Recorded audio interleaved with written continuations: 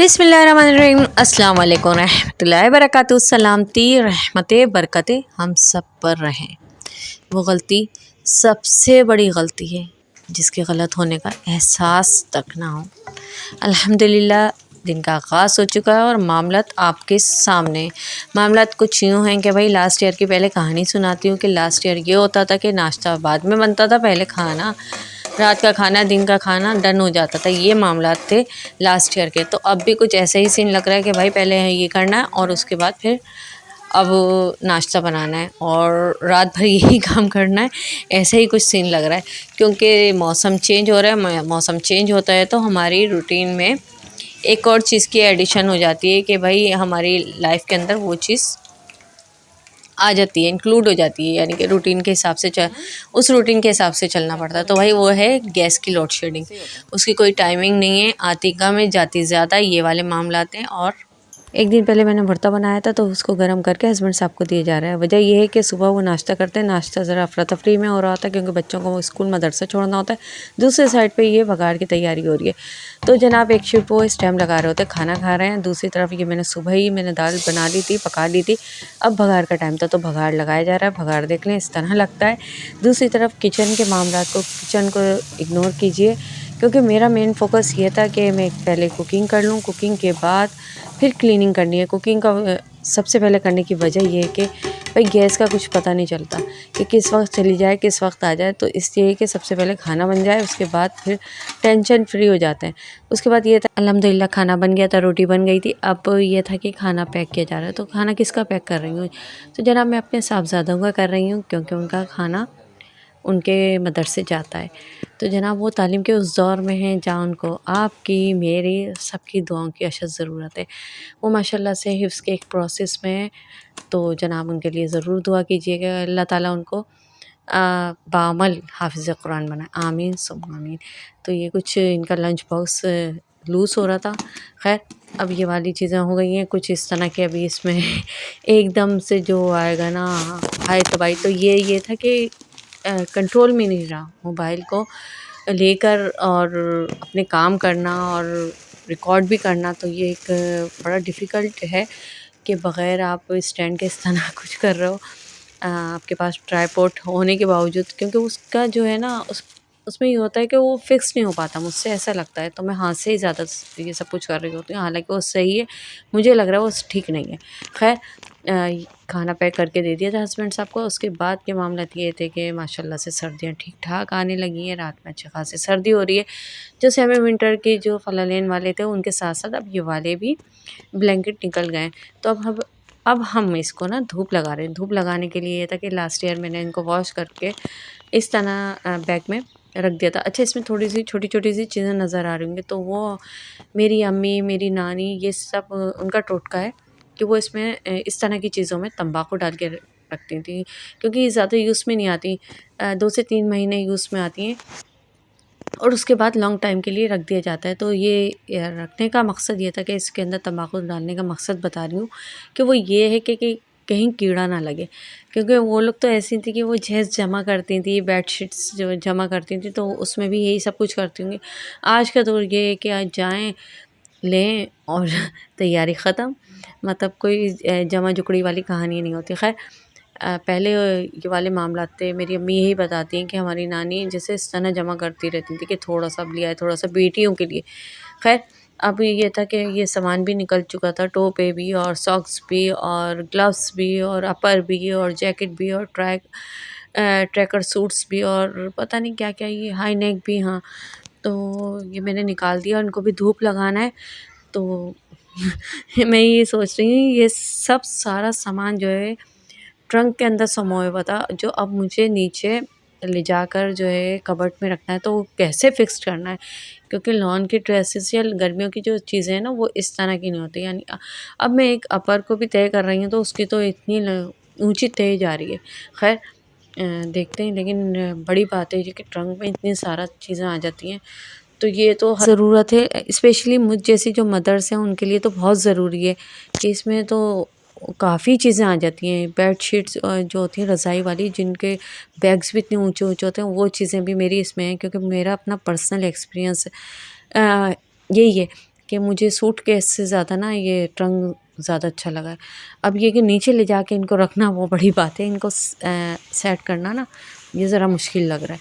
ख़ैर इसमें एक बड़ी तादाद मेरे हस्बैंड की चीज़ों की भी है, उनकी भी बहुत कलेक्शन होती है सर्दियों की चीज़ों की। ट्राउज़र, जैकेट, अपर और वो सब चीज़ें यूज़ भी करते हैं। मेरे साथ ये वाले मामलात हैं कि मैं निकाल तो लेती हूँ, बाज़ दफ़ा पहनने में आता है बहुत ज़्यादा जब महसूस होता है, वरना मेरी चीज़ें यूँ ही जो होती हैं पैक हुई हुई वो वापसी रख दी जाती हैं, ऐसा भी होता है। तो बस यही वाले मामलात थे कि चीज़ें हम धूप लगा रहे हैं और धूप लगाने के बाद इनको सेट करने में भी काफ़ी टाइम लगेगा। मुझे ऐसा लग रहा है कि इतना आसान नहीं है कि मैं फ़ौरन से इनको ले जाके नीचे फ़ौरन से सेट कर दूँ, ऐसा नहीं हो सकता। ख़ैर अभी ये कर रहे हैं, इसके साथ-साथ ये था कि चेंजिंग भी उस चीज़ में हो रही है कि बिस्तर में लेटने में, रात के सोने में वो ये कि ज़ाहिर-सी बात है पहले ये होता था कि ऊपर भी छत पे भी सो जाते थे। अब ज़ाहिर-सी बात है कि ऐसा नहीं हो सकता क्योंकि मौसम चेंज हो रहा है और बच्चों के लिए प्रॉपर बिस्तर इस तरह से लगाए जाते हैं। तो बस वही वाली चीज़ें चल रही हैं। सर्दियों में फैलावा ज़्यादा होता है, सही बात तो ये है। दूसरी तरफ ये था दलिया था, जौ का दलिया था, मैंने इसको भिगो दिया था। अब इसमें गुड़ डालूँगी, ब्लैक वाली किशमिश डालूँगी, ब्राउन वाली किशमिश डालूँगी और इसको पका लेंगे। दरअसल ये तलबीना है। आप सल्लल्लाहु अलैहि वसल्लम की हदीस है कि जब आपको कमज़ोरी सी महसूस हो यानी कि बुखार के बाद, नज़ला, फ्लू के बाद जो कमज़ोरी महसूस होती है ना, उसमें ये तलबीना बनाकर खाएँ। तो ये बेइंतहा ताकतवर है, ये आपकी जो क़ुव्वत मुदाफ़ियत है ना, इम्यूनिटी, उसके लिए बहुत ज़्यादा बहुत स्ट्रॉन्ग है। तो ज़रूर इसको पकाया करें, स्पेशली बच्चों के लिए भी, बड़ों के लिए भी, जिसमें जो बड़ी एज के लोग हैं ना, उनके लिए भी बहुत बहुत ज़्यादा इसमें ताकत है और रसूलुल्लाह सल्लल्लाहु अलैहि वसल्लम की सुन्नत भी है। दूसरी साइड तो ये कि माइक्रोवेव भी सही कर लिया, यानी कि उसको भी साफ़ सुथरा करके रख लिया। मैं वैसे यूज़ नहीं करती, लेकिन गैस की लोड शेडिंग की वजह से ये क्या लकड़ियाँ तक निकल जाएँगी, लकड़ियों वाला चूल्हा तक निकल जाता है। ऐसे मामलात हैं कि लकड़ियों वाले चूल्हे तक में हम पकाते हैं, तो वो भी देख लेंगे आप लोग इसी व्लॉग्स में। यानी कि इसमें नहीं, मेरी आने वाली वीडियोस में वही सब कुछ देखेंगे क्योंकि जिस तरह की कंडीशन चल रही है ना, उसमें लग रहा है कि बस बहुत जल्दी हम लकड़ियों पे पकाने जाने वाले हैं।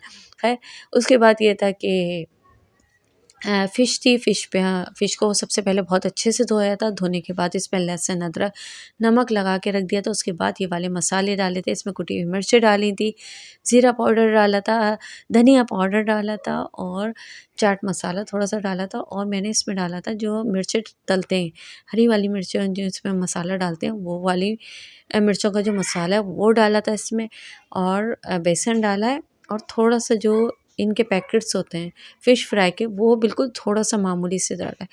तो ये सब डाल के इसको थोड़ी देर रेस्ट देंगे, उसके बाद फिर हम इसको पकाएँगे नहीं, इसको शैलो फ्राई करेंगे। डीप फ्राई मैं नहीं करती, मैं इस तरह से करती हूँ। इसके बाद फिर अब हम इसको ट्रांसफ़र कहाँ करते हैं, ये देखिए हल्का सा इसको शैलो फ्राई करने के बाद अब हम ट्रांसफ़र करेंगे इसको तवे पे और ये हल्की-हल्की वहाँ पर सिकेगी। ज़्यादा मसाले नहीं थे लेकिन जायका बिल्कुल परफ़ेक्ट था।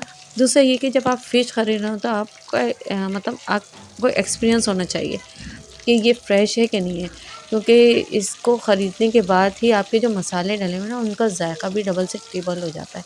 तो ये फ्रेश, दूसरा ये कि ये मीठे पानी के या नमकीन पानी की ये सारी जो इनकी निशानियाँ हैं, यानी कि निशानदहियाँ, तो वो चीज़ें आपको पता होनी चाहिए। अगर मुझ जैसे लोग हैं, यानी कि जिनको एक्सपीरियंस नहीं है, जिनको आइडिया नहीं है कि किस तरह ख़रीदना और किस तरह की टेक्निक्स यूज़ की जाती हैं कि ये फ्रेश है कि नहीं, तो उनके लिए तो बड़ा मुश्किल है कि इसमें फिर ये बासी जो होती है ना, उसमें स्मेल भी बहुत ज़्यादा आ जाती है।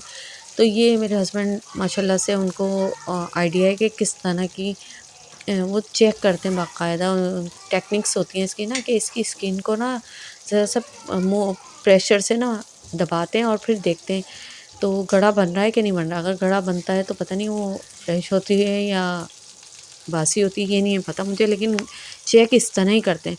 दूसरा ये नमकीन पानी और मीठे पानी की वजह से भी इसके ज़ायक़े में बहुत बहुत फ़र्क आता है। बासी होने की वजह से भी ज़ाहिर-सी बात है कि जिस पे आप मसाला लगा रहे हो फ्रेश हो और कम काँटे, ये सब चीज़ें जो है ना, ये जिनका एक्सपीरियंस है ना वही ला सकता है और उसके बाद ही आप एंजॉय करके खा सकते हैं, वरना तो सिर्फ़ और सिर्फ काँटे ही निकालते रहेंगे और एक इरिटेशन होने लग जाती है, ऐसा भी होता है। तो बस जिसको एक्सपीरियंस है उसी को पैसे दें, उसी से मंगाएँ और उसी फिर उस पे अपना मसाला लगा कर खाएँ, तो फिर तो मज़ा है इसको खाने का। दूसरा ये है कि ये सिर्फ़ और सिर्फ सर्दियों की सौगात के तौर पर मशहूर है, हालाँकि ऐसा नहीं है। न्यूट्रिशन कहते हैं कि इसको वीक में ट्वाइस अ डेज़ खाना चाहिए, तो बिल्कुल ऐसा ही है क्योंकि ये इतनी हेल्दी है कि इसको खाना मस्ट है। दूसरा ये कि इसमें जो ये देखें ये फाइनल लुक है, इसके लवाज़मात इसके साथ-साथ हैं, तो ज़रूर ट्राई कीजिएगा। प्रॉपर रेसिपी आपसे शेयर नहीं करी लेकिन टेक्निक्स बता दिए हैं और कोई इतने ज़्यादा मसाले नहीं डाले, नॉर्मल से जो घर के मसाले थे वही डाले थे, सिर्फ़ और सिर्फ थोड़ी-सी जो एक्स्ट्रा चीज़ डाली है, वो मिर्चों के जो मसाले जो हरी मिर्च डलते हैं, उसका मसाला भी मैंने इसमें इसके कट्स में ऐड करा है।